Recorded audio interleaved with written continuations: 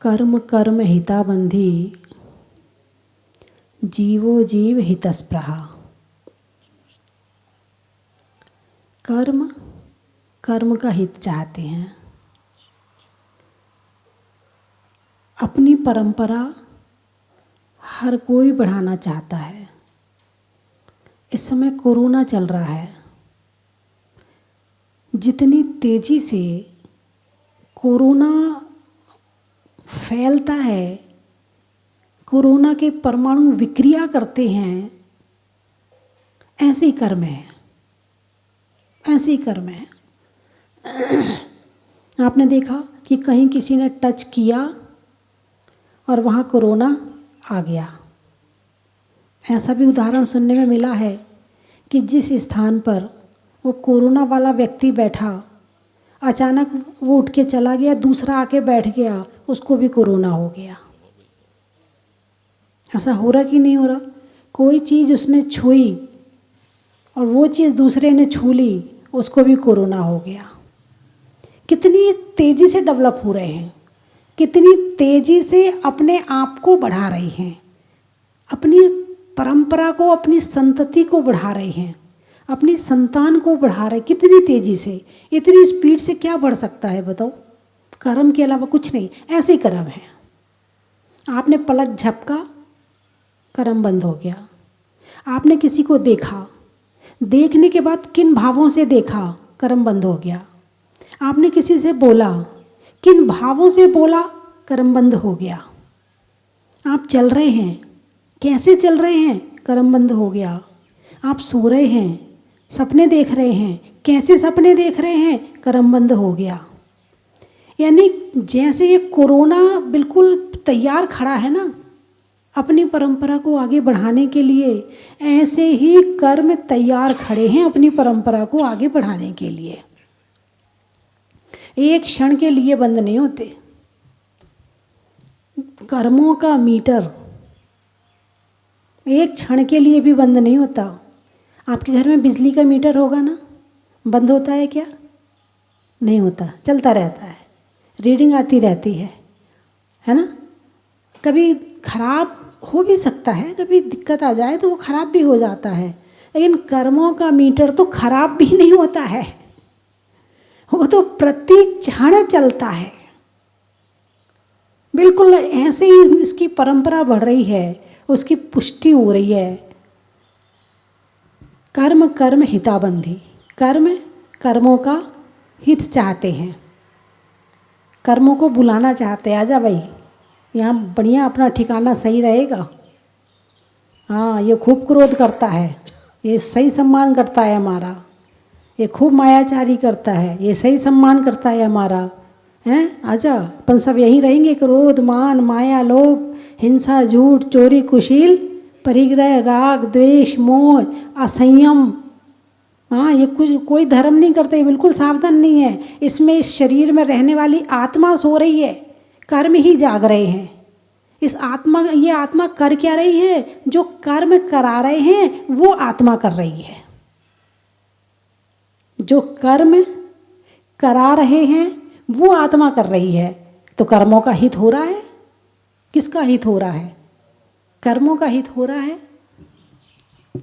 तो कर्म कर्म हिताबंधी, डायरेक्टर बन के बैठा कर्म, डायरेक्ट कर रहा है किसको? आत्मा को। चल वहाँ बैठना है, चल वहाँ उठ जाना है, चल वहाँ घूमना है, चल वो खाना है, चल वो देखना है। कर्म कहता जाता है और आत्मा करती जाती है। जैसे डायरेक्टर, जैसे कोई फिल्म बनती है तो उसमें एक डायरेक्टर होता है। अब डायरेक्टर कहता है, उसमें काम करने वाले, एक्टिंग करने वाले जो भी कलाकार होते हैं, तुम रो, तो कलाकार रोते हैं। वो कहते तुम हंसो, उन्हें हंसी नहीं आती है, लेकिन वो क्यों हंस रहे हैं? उन्हें डायरेक्टर ने कहा है। वो कहते, डायरेक्टर कहता दौड़ो, वो दौड़ने लगता है। डायरेक्टर कहता बैठ जाओ, वो बैठ जाता है। डायरेक्टर कहता उसको मारो, बोलिए ना, वो मारने लगता है। यही होता है ना। और डायरेक्टर कहता मर जाओ, वो मर जाता है। हालांकि दिखाने के लिए मर रहा है, लेकिन काम तो चल रहा है ना सारा। तुम्हें तो देखने पे तो लगता है ना मर गया। जो कहानी तुम देखते हो, जो सीरियल तुम देखते हो, उसमें तो यही लगता है कि वो मर गया। उस सीरियल के हिसाब से तो वो मर ही गया, बाकी वो जिंदा है वो बात अलग है। किसने मारा? डायरेक्टर ने। डायरेक्टर ने कहा मर तो मर गया, डायरेक्टर ने कहा जन्म ले तो जन्म ले लिया। यहाँ संसार में क्या हो रहा है? कर्म जहाँ भेजते हैं हम वहाँ चले जाते हैं, कर्म जहाँ जन्म देते हैं हम वहाँ जन्म ले लेते हैं, कर्म जहाँ पर खाना खिलाते हैं हम वहाँ खाने चले जाते हैं, कर्म एक्सीडेंट कराते हैं हमारा एक्सीडेंट हो जाता है, आयु कर्म खत्म होता है हम मर जाते हैं, फिर जन्म हो जाता है। यही चल रहा है कि नहीं चल रहा है? तो इसमें हित किसका हो रहा है? किसका हित हो रहा है? कर्मों का हित हो रहा है। पहला कर्म उदय में आया और उस समय दूसरा बंद हो गया। एक बीज एक फल खाया, 10 बीज और तैयार हैं बंद के लिए। तो कर्म कर्म हिताबंधी यहाँ किसकी चल रही है? कर्मों की चल रही है। और जबकि चलनी किसकी चाहिए? बोलिए, घर किसका है? आत्मा का। मकान किसका है? आत्मा का। राज्य किसका है? आत्मा का। राजा कौन है? आत्मा। और किसके हिसाब से चल रही है? नौकर के हिसाब से चल रही है। राजा तो है आत्मा, राज्य तो चलना चाहिए आत्मा का। और राजा जहाँ से कहे वैसा होना चाहिए। राजा कहे कि मुझे ये चीज़ नहीं खानी है तो नहीं खानी है। राजा कहे आज मुझे उपवास करना है तो आज शरीर को उपवास करना पड़ेगा। राजा कहे कि मुझे ये नहीं देखना है तो मुझे नहीं देखना है। यानी शरीर तो हो गया नौकर और आत्मा हो गई राजा। लेकिन हो क्या रहा है? राजा बेचारा नौकर बन गया है और नौकर राजा बन गए हैं। और अपने नौकर जो है अपने और गांव के सारे नौकरों को बुला लेते, आजा। राजा बहुत सीधा साधा सा है, सो रहा है भी आराम से, वो अपने हिसाब से चल रहा। आजा, कर्म कर्म हिताबंधी। और अपने हितैषियों को बुला लेते सारे कर्म, और राजा को परेशान करते रहते हैं। तो राजा परेशान हो रहा कि नहीं हो रहा? हो रहा है। शेर जंगल में जितने भी जीव जंतु हैं कब तक सो रहे हैं? कब तक खेल रहे हैं, कूद रहे हैं, भाग रहे हैं? जब तक शेर सोया है। और जिस दिन शेर जागृत हो जाएगा, एक दहाड़ लगाई सारे अपने अपने बिल में घुस जाएंगे। ऐसे ही राजा अपनी शक्ति को पहचान ले कि मैं राजा हूँ, ये राज्य मेरे हिसाब से चलना चाहिए, ये तो गलत हो रहा है। जैसे ही राजा जागृत हो जाएगा वैसे ही नौकर सारे के सारे बैठ जाएंगे, हाथ जोड़ के खड़े हो जाएंगे। बताइए स्वामी क्या काम है? उपवास करना है? ठीक है। मंदिर जाना है? ठीक है। पूजा करनी है? ठीक है। पिक्चर देखने नहीं मिलेगी? नहीं मिलेगी, ठीक है। जब राजा जाग जाएगा तो फिर ये जो 5 इंद्रिय रूपी नौकर हैं ये इनका काम खत्म हो जाएगा, फिर इनकी मनमानी खत्म हो जाएगी। अभी तो राजा सोया है या राजा सीधा साधा सा होकर पड़ा है तो इसलिए इनकी मनमानी चल रही है। तो कर्म कर्म हिताबंधी, इसका मतलब अब तो ये क्लियर हो गया कि कर्म अलग हैं और आत्मा अलग है। अब यदि आत्मा जाग जाए, ये पता चल गया कि ये अलग है और ये अलग है, तो अभी तक हमें पता नहीं था कि ये अलग और हम अलग हैं, हम दोनों एक ही समझ रहे थे, तो हमने आज तक कर्मों का हित किया। अब हमें पता चल गया है कि मैं तो आत्मा हूँ और कर्म मेरे नहीं हैं। अब मैं किसका हित करूँगा? आत्मा का। अब जाग गए ना, अब पता चल गया कि आत्मा मैं हूँ। और अभी तक तो मैं शरीर का हित कर रहा था, अभी तक मैं शरीर को सजा रहा था, नहला रहा था, धुला रहा था, सर काजल लगा रहा था, लिपस्टिक लगा रहा था, कान में पहना रहा था, गले में पहना रहा था। अभी तक तो इसके हित में मैं लगा हुआ था। अब पता चल गया कि इसके हित में मेरा हित नहीं है। इतना तो पता चल गया कि नहीं चल गया? अब इतना पता चलने के बाद आत्मा जब जाग जाएगी, अब रहना तो शरीर के साथ में ही है, शरीर को अभी छोड़ भी नहीं सकते। अब रहना भी शरीर के साथ में, और शरीर के साथ रहना है समाज में, शरीर के साथ रहना है परिवार में, शरीर के साथ रहना है इस देश में। तो उनके कर्तव्य भी निभाने होंगे, उनके फर्ज भी निभाने होंगे। लेकिन इतना तो पता चल गया है कि मैं शरीर नहीं हूं, इतना पता चल गया है। अब वो श्रृंगार भी करता है, लेकिन मन में ये रहता है कि मैं ये नहीं हूं। अब वो गहने भी पहनता है, लेकिन उसे ये पता है कि मैं ये गहने मेरे नहीं है। काम सारे कर रहा है, जो काम पहले कर रहा था, खाने का, पीने का, रहने का, सजने का, संवरने का, सारे काम कर रहा था, काम वही चल रहे हैं, लेकिन अंदर की श्रद्धा बदल गई। जीवो जीव हितस्पृहा, अब जीव जीव का हित चाह रहा है, आत्मा आत्मा का हित चाह रही है। अब जाकर ये आत्मा अब उसे खाना भी देती है, भोजन भी देती है शरीर को, लेकिन कहती नहीं, जो मैं चाहूँगा वो ही मिलेगा। मैं आलू नहीं खाऊंगा क्योंकि इसमें जीव होते हैं, हिंसा होती है। मैं रात को नहीं खाऊंगा क्योंकि इसमें रात्रि में भोजन में हिंसा होती है। मैं शुद्ध भोजन करूंगा, मैं बाजार का नहीं खाऊंगा, मैं 2 टाइम खाऊंगा, 2 टाइम से ज़्यादा नहीं खाऊंगा। ये तो गाड़ी है, पेट्रोल डालना ही तो है, जितना से गाड़ी चल जाए उतना बढ़िया है। अब ये नहीं मिलेगा खाने के लिए, अब वो नहीं मिलेगा खाने के लिए। खाना तो मिलना है क्योंकि गाड़ी पर आत्मा बैठी हुई है और इस गाड़ी को चलाना भी जरूरी है। लेकिन अब वो भोजन जो मिल रहा है वो शरीर के हिसाब से नहीं, आत्मा के हिसाब से मिल रहा है। किसके हिसाब से मिल रहा है? आत्मा के। अब तपस्या शुरू हो गई, इसको कहते हैं तपस्या। इच्छा निरोधा तपा, इच्छाओं का निरोध करना तप है। और ये कब शुरू होगा? जब जीव अपने आप को पहचान जाएगा, जब जीव अपने आप को जान जाएगा। तो जीवो जीव हितस्पृहा, क्या कहा है? जीव जीव का हित चाहता है। अच्छा, जो परमानंद स्तोत्र है उसमें एक बड़ी अच्छी बात आई है, उत्तमा स्वात्म में चिंता चा, इसको थोड़ा आवाज़ बढ़ाना इसकी। उत्तमा स्वात्म में चिंता चा, देह चिंता च मध्यमा, अधमा काम चिंता चा, पर चिंता धमा धमा। क्या आया है? आप लोग पढ़ना, वीतराग स्तोत्र, परमानंद स्तोत्र, बहुत आनंददायी है। यदि उसको अच्छे भावों से पढ़ लिया जाए तो उस पर बैठकर 1 घंटा ध्यान भी करो आराम से, कोई दिक्कत नहीं है, बढ़िया ध्यान लगता है। उत्तमा स्वात्म में चिंता चा, सबसे पहले अपनी चिंता करो। क्या कहा है? सबसे पहले उत्तमा स्वात्म में चिंता चा, सबसे पहले अपनी चिंता करो। देह चिंता चा मध्यमा, अब देह की जगह कहीं कहीं मोह लिखा भी हुआ भी आता है, तो मोह चिंता चा मध्यमा, उत्तम है अपनी चिंता करना, मध्यम है मोह की चिंता करना, अधमा काम चिंता चा, और अधम है विषयों की चिंता करना, और पर चिंता धमा धमा, और दूसरों की चिंता करना तो अधम से अधम काम है। अभी इस समय क्या चल रहा है? किसकी चिंता चल रही है? पहली वाली, उत्तम वाली? नहीं, तो दूसरे नंबर वाली। हाँ, थोड़ी थोड़ी मोह चिंता च मध्यमा, देह चिंता च मध्यमा, थोड़ी थोड़ी वो भी चल रही है। अधमा काम चिंता चा, ये खाना है, वो खाना है, ये पहनना है, वो करना है, विषयों की चिंता, ठीक है। और पर चिंता धमा धमा, और सबसे ज़्यादा चिंता किसकी चल रही है?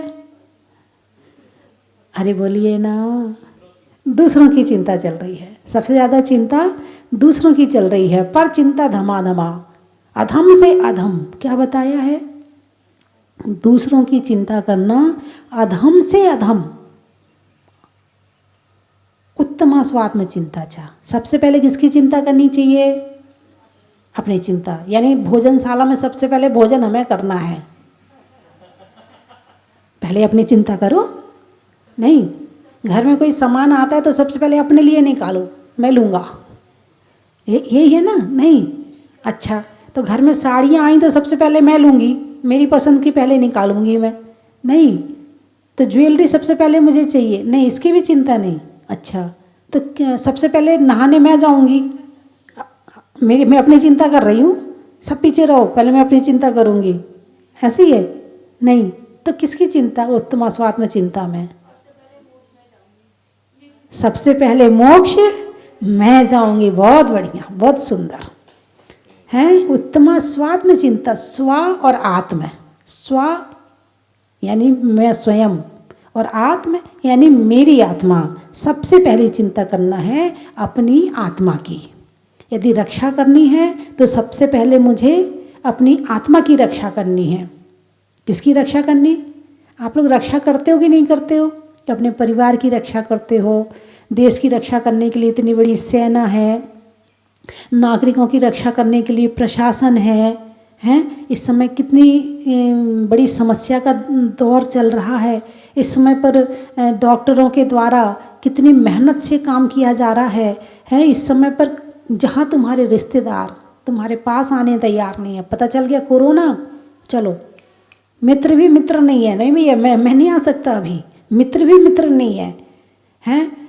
तुम्हारा परिवार, यदि घर में 2 कमरे होंगे तो एक कमरे में तुम्हें डाल देंगे और दूर से खाना खिसका देंगे। तुम्हारा परिवार तुम्हारे पास नहीं आ रहा है, और ऐसे समय में डॉक्टर यदि तुम्हारी सेवा कर रहे हैं तो ये बहुत बड़ी बात है। यदि आज सबसे ज़्यादा कोई समर्पण से काम कर रहा है तो डॉक्टर है। और यदि मान लो डॉक्टर मना कर दे कि मैं नहीं करता हूँ, त्राही त्राही मच जाएगी। ऐसे समय में तुम्हारे पास भी जाते हैं, तुम्हें इंजेक्शन भी लगाते हैं, और वो जो पहनते ना किट पहनते हैं, कौन सी किट पहनते हैं? हाँ, पीपी किट। जो किट पहनते हैं वो प्लास्टिक की होती है, हैं? जरा थोड़ी देर पहन के देखो, वो 8 घंटे पहनते हैं। मास्क नहीं लगाया जाता मुंह पे, सही बात है। मुंह पे मास्क, गर्मी लगती है, भाप बनती है, मास्क हटाने का मन करता, और वो पीपी किट पहन करके 8-8, 10-10 घंटे काम कर रहे हैं। और उसके बाद भी क्या है? डॉक्टर सब खराब है, सब खराब, सारे डॉक्टर खराब है। हाँ, कोई 2-4 यदि गड़बड़ हो तो इसका मतलब ये नहीं कि सारे खराब हो जाते हैं। 2-4 के गड़बड़ होने से सारे खराब नहीं होते हैं। कैसी भी परिस्थिति है, जहाँ तुम्हारे घर वालों ने छोड़ दिया, जहाँ तुम्हारे परिवार वालों ने छोड़ दिया, वहाँ तुम्हारी चिंता करने के लिए एक डॉक्टर ही बचा है और कोई भी नहीं है। लेकिन जब गुस्सा आता है तो किसको सबसे पहले गाली देते हो? ऑक्सीजन नहीं दे रहे, तो वो ऑक्सीजन के निर्माण करता थोड़ी है डॉक्टर। ऑक्सीजन उनके हाथ में थोड़ी, जो सामान मंगाने वाला वो ऑक्सीजन ला के देगा, नहीं, डॉक्टर को देना चाहिए। अब डॉक्टर कहाँ से लाए? बीमार ज़्यादा हो गए, 1 अनार 100 बीमार। अब तो खैर सरकार ने बहुत प्रयास किया, ऐसे समय में देखने मिलता है।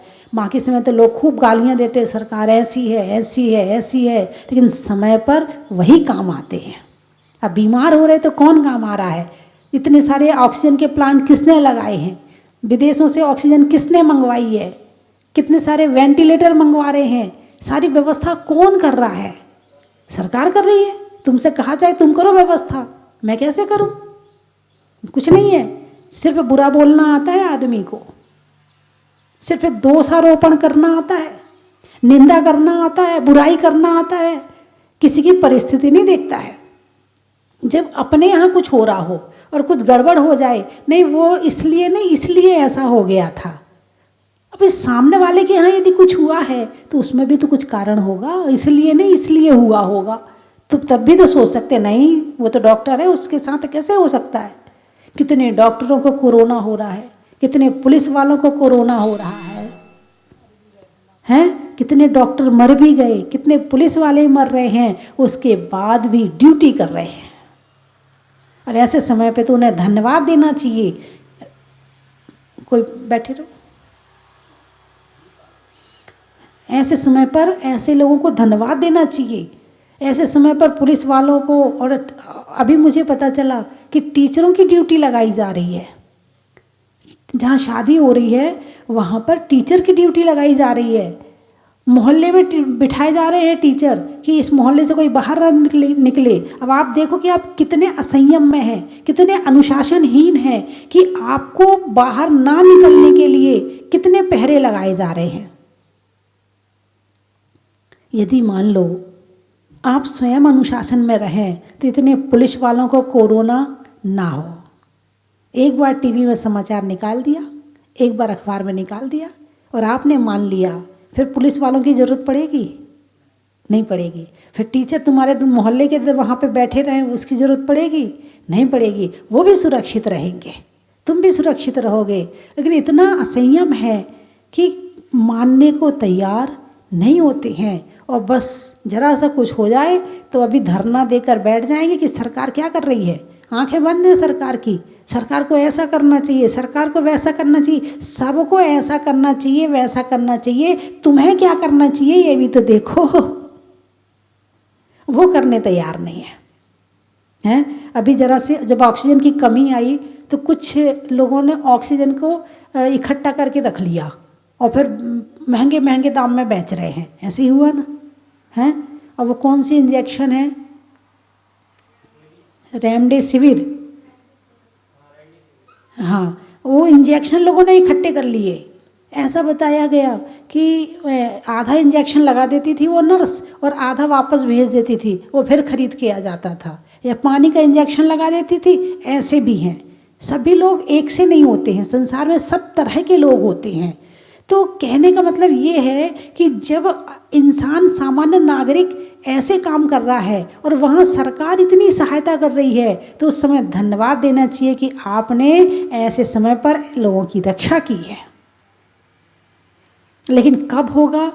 जब एक दृष्टि हो हमारे पास देखने की, सामने वाले के गुण ग्रहण का भाव रहे, नित दृष्टि न दोषों पर जावे। यहाँ तो अस्पताल तोड़ने तैयार है, उस अस्पताल वाले ने 100 को ठीक किया और यदि एक गड़बड़ हो गया तो और एक उसकी जान खा जाएगा। ऐसे ही हो रहा ना। तो बंधुओं, कोरोना काल है, इस काल में आप लोग बड़े धैर्य के साथ इन दिनों को निकालें।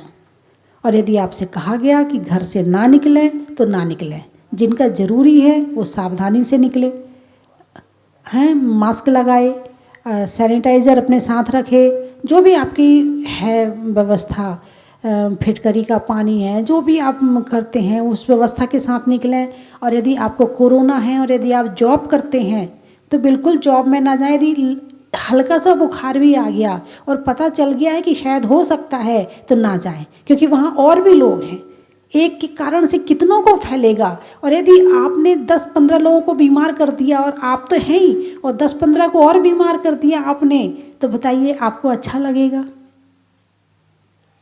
थोड़े से लालच को इस समय कम कर लें। जिंदगी पड़ी है पैसा कमाने के लिए, जिंदगी पड़ी है और सब काम के लिए। सब काम जरूर, सबसे ज़रूरी काम है जीव का जीवन।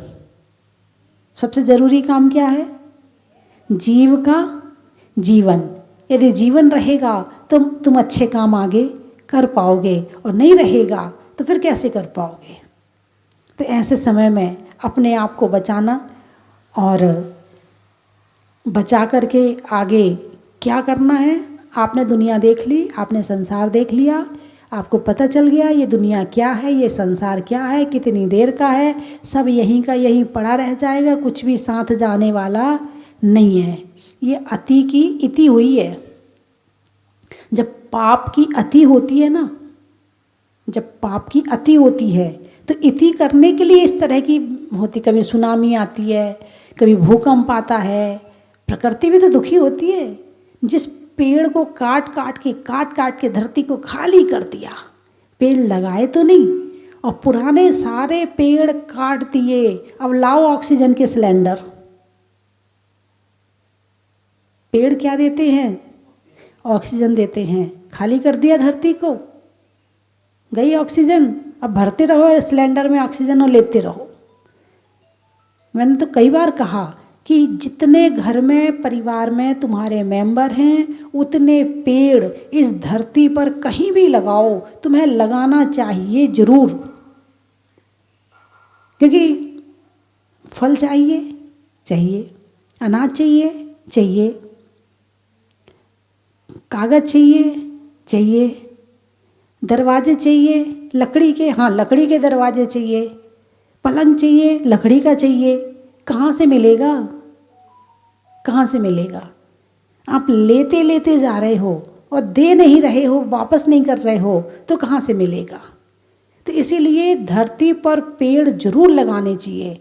आप जहाँ रहते हो आपके आसपास थोड़ी सी भी ज़मीन हो तो 1-2 पेड़ तो लगा ही दो। यदि आपके घर के सामने आपने जो पेड़ लगाया है तो आप कितने दिन रहोगे, अपने बच्चों की रक्षा कितने दिन करोगे, लेकिन वो पेड़ तुम्हारी पीढ़ियों की रक्षा करेगा, छाया भी देगा, फल भी देगा, पशु पक्षियों को आसरा भी देगा।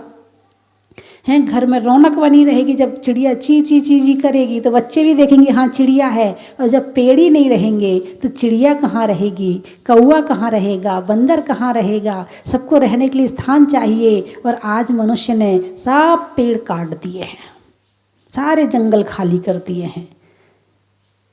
वृक्ष प्रकृति की व्यवस्था में बहुत बड़ी चीज़ है।